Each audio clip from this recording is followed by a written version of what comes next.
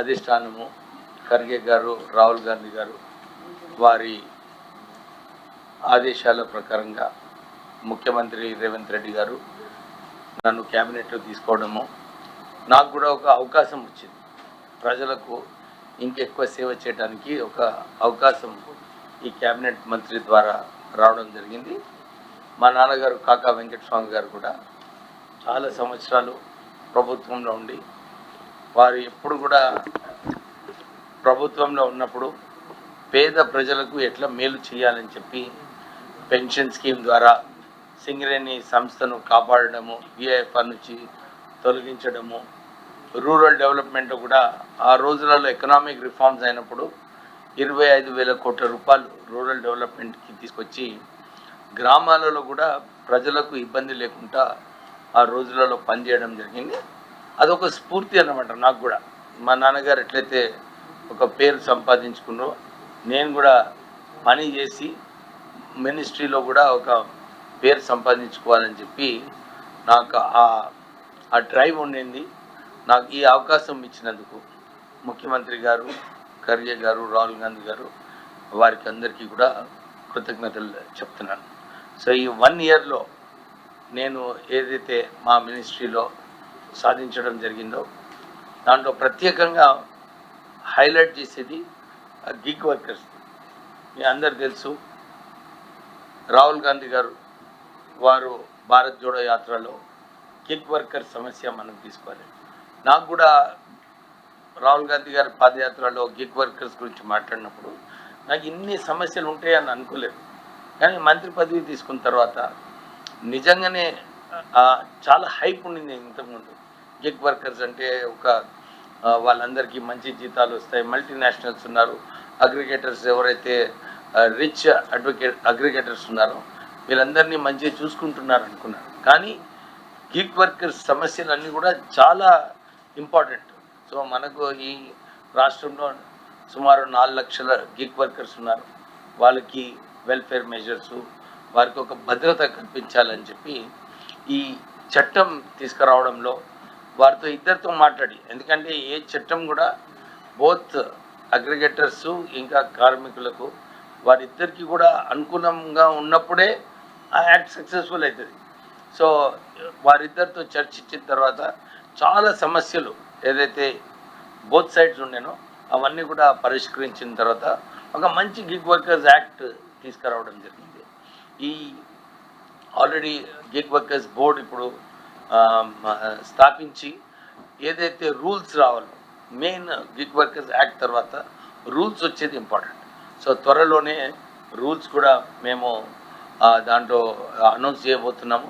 దానికి మేము రాహుల్ గాంధీ గారిని, ముఖ్యమంత్రి గారు చాలా కీన్ ఉండే, రాహుల్ గాంధీ గారు దీన్ని వచ్చి ఈ ఒక కార్యక్రమంలో పాల్గొని దీన్ని అనౌన్స్ చేస్తే బాగుంటుందని చెప్పి మొన్న నేను రాహుల్ గాంధీ గారితో కూడా కలవడం జరిగింది.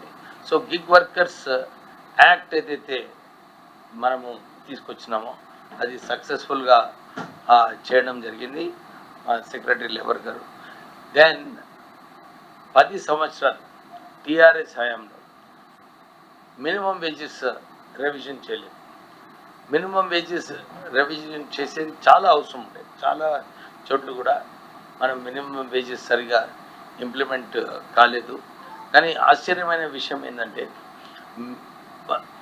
తెలంగాణ ప్రభుత్వంలో ఎందుకు వారు ఒక కమిటీ వేయలేదు, ఎందుకు చర్చ చేయలేదు, కార్మికులకు ఆదుకోవాలని చెప్పి ఆ ఆలోచన కూడా వాళ్ళకి రాలేదు.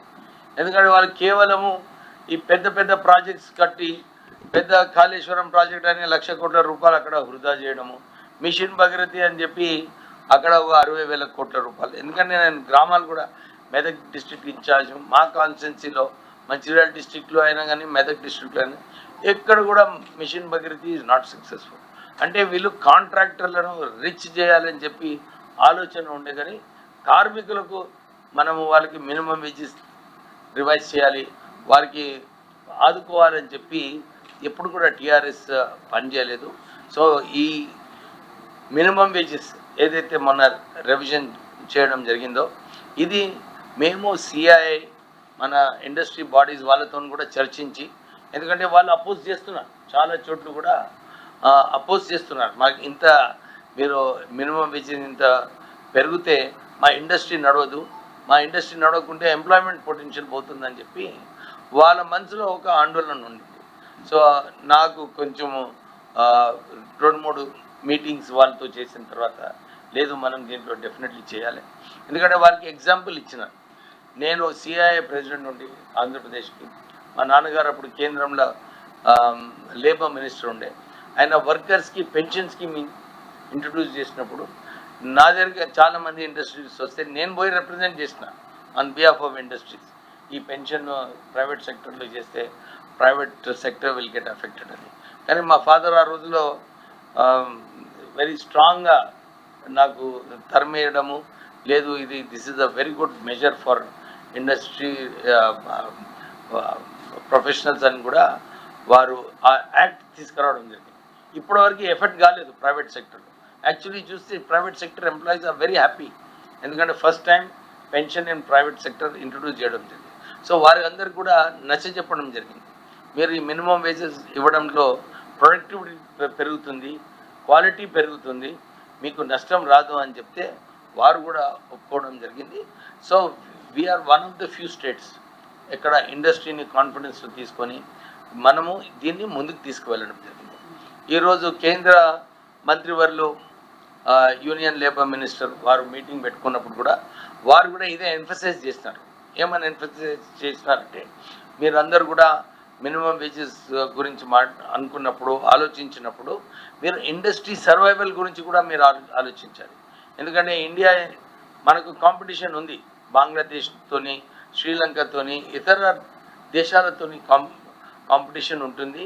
మీరు ఎక్కువ పెంచేస్తే మరి వయబిలిటీ లేకుంటే న్యూ ఇన్వెస్ట్మెంట్స్ రావు. మీరు కొద్దిగా కేర్ఫుల్గా ఉండి ఏదైతే సుప్రీంకోర్టు ఆదేశాలు ఉన్నాయో ఎట్లా మినిమం వేజెస్ పెంచాలి దాన్ని కూడా దృష్టిలో పెట్టుకొని చేస్తే బాగుంటుంది అని చెప్పి వారు ఒక సూచన ఇవ్వడం జరిగింది. కానీ మన రాష్ట్రంలో మనం ఏదైతే మొన్న క్యాబినెట్ సబ్ కమిటీ క్లియర్ చేసిందో మినిమం వేజెస్ గురించి, ముఖ్యమంత్రి గారు కూడా ఆ రోజు వచ్చి మీ అందరికీ అడ్రస్ చేస్తూ మనం అనౌన్స్ చేస్తున్నారు, ఇది ఒక చాలా మంచి నిర్ణయం తీసుకుంటున్నాము మినిమం వేజెస్ది. సో మీరందరూ కూడా మంచి పబ్లిసిటీ ఇవ్వాలని చెప్పి మీ అందరినీ కోరడం జరిగింది.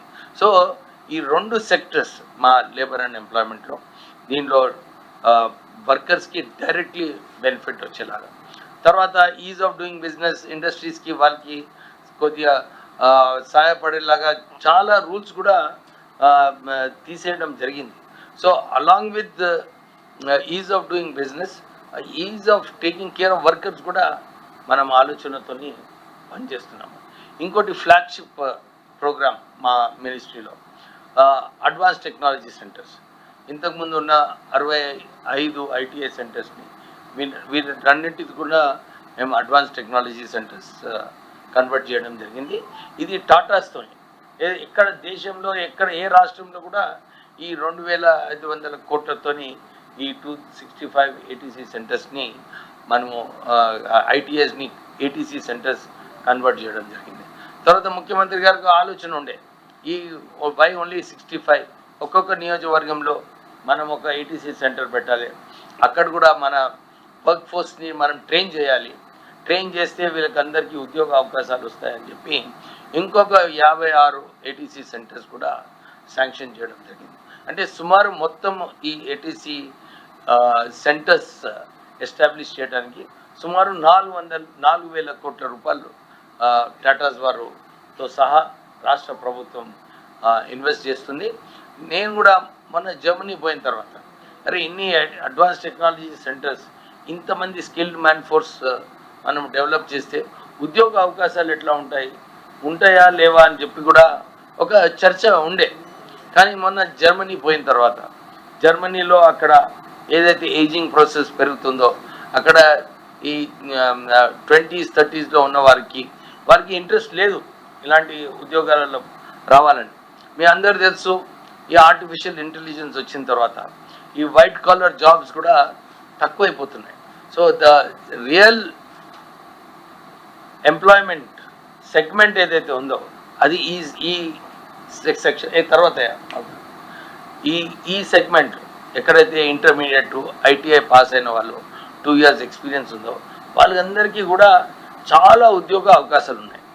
మీరు మొన్న చూశారు, జర్మనీ నుంచి ఒక ప్రెసిడెంట్ చీఫ్ మినిస్టర్ అంటే జస్ట్ మన రాష్ట్రానికి ఎట్లా ముఖ్యమంత్రి నుర్లంగన్లో ఆయన కూడా అక్కడ ముఖ్యమంత్రి, వారు వచ్చి మాట్లాడినప్పుడు వారు ఇదే చెప్పినారు, మాకు 5 సంవత్సరాలలో మాకు 5 లక్షల ఉద్యోగాలు ఎవ్రీ ఇయర్ మా దేశానికి అవసరము, మా ఒక్క స్టేట్కే మాకు 30,000 నర్సెస్ అవసరం అని చెప్పి వారు పిచ్ చేయడం జరిగింది.